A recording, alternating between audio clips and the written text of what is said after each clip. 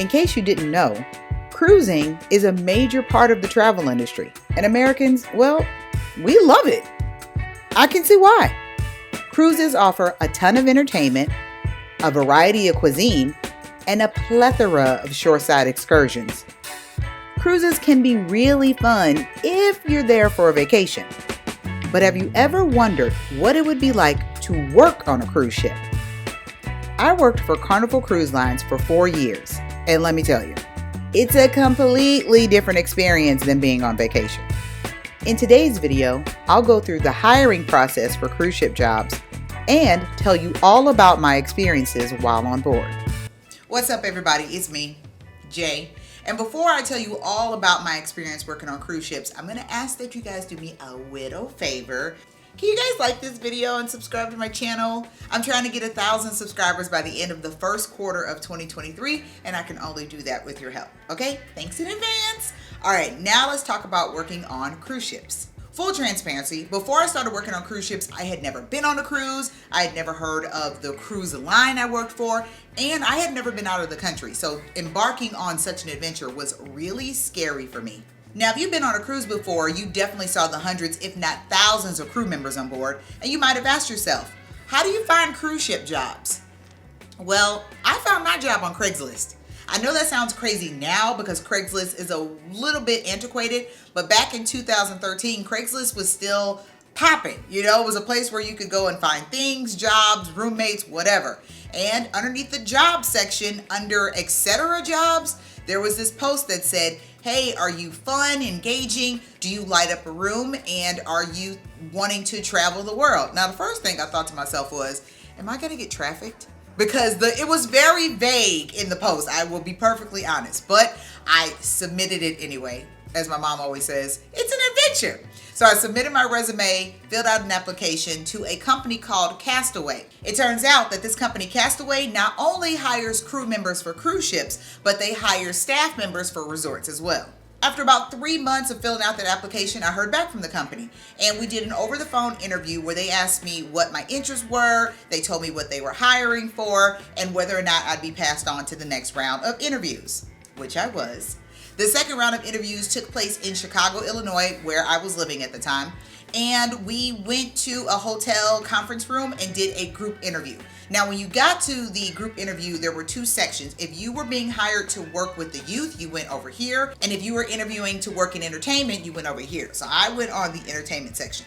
Entertainment includes DJs, a karaoke host, and entertainment staff, which is what I was applying for. Now, the group interview, they basically play like get to know each other games, and they want to see how you engage in a room with people. Are you fun? Do you light up? Can you improv? Can you take a joke? That was all determined at the group interview.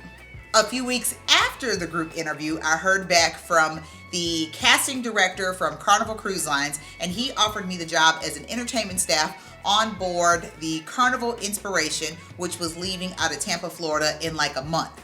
After I was offered the position, the process moved really fast after that. I quickly got my passport. I had to do a very intense physical examination that included a chest x-ray, drug test, pregnancy test, and a full-on physical. I had to complete and submit all of my tax documents, W-4s, and I-9s, and they had to book my flight and my hotel and get all of those things arranged before I boarded the ship for my very first contract. Speaking of contracts, your time on board is really considered contract labor, and it goes by a certain time limit. So you can work anywhere between 3 months all the way up until 10 months on a particular cruise ship before you go home, take a little break, and then get contracted to work on another cruise ship for a certain amount of time. My first contract on board the Carnival Inspiration was 6 months, and then I went home for about 2 months, took a little break, and then I worked another ship, which was the Carnival Imagination, I believe, for another 6 months. And after repeating that cycle over and over again, I ended up working for the company for 4 years. A big aspect of applying for any job is the money. So, what's the pay? Your pay is determined by your position on board and how long you've been with the company. Now, if you work in the guest-facing positions where you get tips or gratuities, then your base pay is lower than that of someone who would be working in like guest services. So for those crew members who receive tips and gratuities, such as the bartenders, your dining wait staff, and also your housekeepers, they actually are in a gratuity pool that they share with other people in their department for the length of the cruise, and then everyone else has a base pay. You get paid once a month and your pay is direct deposited into your bank account.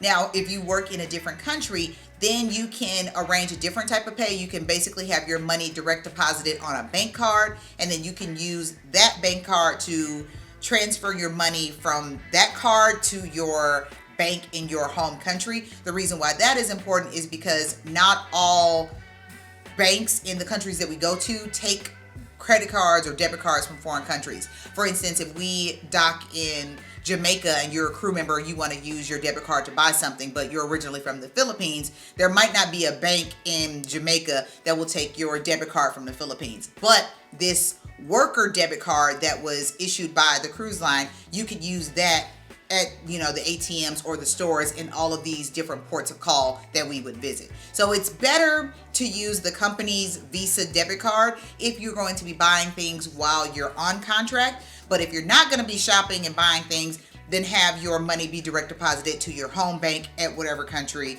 is your home country. Which brings me to my next point, home. The ship, quite frankly, becomes your home away from home. And many guests would often ask me, do you live on the ship? Yes, you live on the ship. What, we gonna leave every day and then come back? No, we live here, we sleep here, we eat here.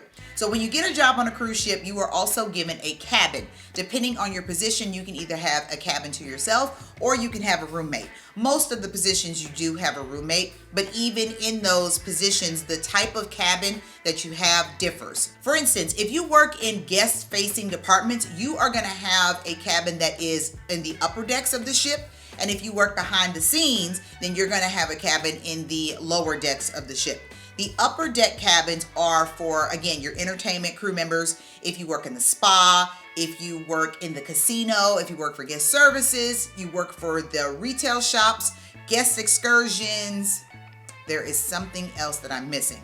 But if you are in the housekeeping, if you actually work on the ship, like you're an oiler or greaser or an engineer, then you work on the lower decks. Everyone still has a roommate, but if you live in the upper deck cabins, you have your own bathroom in your cabin. If you live in the lower deck cabins, then you share a bathroom with the other cabins. So there will be one bathroom for 4 people because it's 2 people in each cabin. So it's one kind of community bathroom per 2 cabins. You don't have to pay for your room and board. We do have access to a crew mess. And if you guys have never worked on ships or never saw Pirates of the Caribbean, the mess is just a cafeteria. It's just what we call it. On my ship, there was a mess for the crew members who worked in the guest-facing departments. And then there was a mess for the crew members who worked behind the scenes. There was also a petty officer's mess and then an officer's mess. Your officer's mess is for the captain, the staff captain, the chief engineer, the chief electrician, and even the cruise director. I myself have visited the officer's mess and it's really nice. Now in the crew mess for the entertainment staff or any guest-facing departments, we actually have a waiter who would bring us specialty foods and they would clear our tables for them. So it was customary for us to tip those crew members who were waiting on us every single week. Also, if you have a cabin where you are in a guest-facing department, you get your own housekeeper. And again, it was customary for us to tip them for them bringing us fresh towels, making our beds, sweeping and mopping our cabins, and taking out our trash. And that was just a thank you to them for them doing the cleaning part of our cabins that we really didn't have time to do because we were working so much. Having my own housekeeper for my cabin was not something I imagined would happen, so I want to tell you what you should expect when working on cruise ships. Again, you're going to have either a cabin above deck or upper deck or lower deck. If you have the upper deck cabins, if you're in a guest-facing department, then you're going to have your own housekeeper. You eat at a particular mess. But really, what you should expect is to work all day. So there's something called maritime law that tells you how many hours you can work in a day. Like you can't max over 12 hours in a day. You can't work more than, I think it's 65 hours in a week. It's been a while since I worked on ships, so I might have my numbers a little bit off, but you pretty much work the whole day because the ship is 24 hours. There's constantly something being done on the ship. The guests need something. They need to be entertained. They need to be fed. They need to be helped. They need to get drinks. It's a city. A ship is a mobile city on water.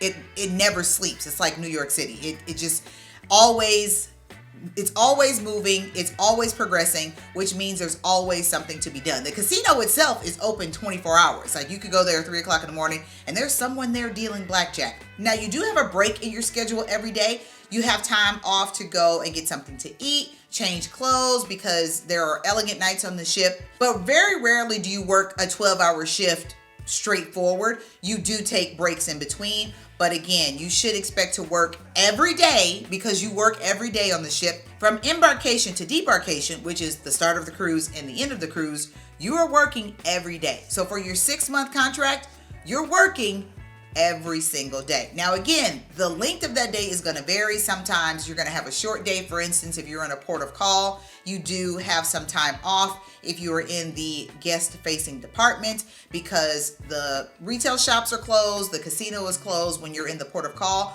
But once we're setting sail, once we're sailing on the water, everything is open and you're going to be working. If you're working in entertainment, there's a show that you have to be present for. If you're a DJ, you got to be DJing at the club. If you're doing karaoke or you're working in the comedy club, you have to be present when those different parts of the ship are open and active. When I tell people I worked on cruise ships for 4 years, I get a plethora of questions like, how do you meet people? Did you have a boyfriend? Did you make a lot of money? Did you have fun? Did you enjoy yourself? What was your favorite port of call? But the question I get asked the most is, would I do it again? And to be honest, if I was 20 or 30 years old, again, because I started working on cruise ships when I was 29, I turned 30 during my first contract. If I was at that stage of my life, I definitely would work on cruise ships again. But I'm 40 now. I'm about to turn 41 in March, and my priorities are a little different. I want to build a life and a career here on land. And I did the adventure part. I traveled the world. I made great friends on board. I still talk to them to this day. So it's kind of hard. You know, like even with Virgin Voyages that's just open, that was a really new ship and it was adults only. And I think I did apply for that job. I was curious of what it would be like working for an adults only kind of luxury cruise line. But right now, I would say today, as of today, I would not go back to working on cruise ships. But that could change in the next year, the next couple of months. So I guess my answer is, I don't know. I can't say that I would definitely for sure do it again, but I also wouldn't say that I definitely would not do it again. I had a great time. It was definitely a great experience in my life. I recommend that you guys look into it if you've ever been curious about it, and check out Castaway and see if there is a job opening that fits you. There's HR, there's training, education, bartending, DJ, guest services. There's everything that you can do on board the ship. There's even doctors and nurses on board. So those positions are even available. So if you're a travel nurse and you want a different experience, try being a nurse on cruise ships for 6 months at a time. There's another opportunity there. Carnival Cruise Lines actually has this great program where it's an internship. So if you are in college or about to graduate college and you're looking for an opportunity to learn about the hospitality industry in regards to cruise ships, then there's a place for you to start. I'm going to link Carnival's website in the description below so that you guys can check out the job opportunities and also the internship opportunities. That's really it for my experience on cruise ships. If you guys have any questions about anything I mentioned, please leave them in the comment section below. Make sure you like this video, subscribe to my channel, and I'll see you guys next time in another video. Love you, mean it, bye.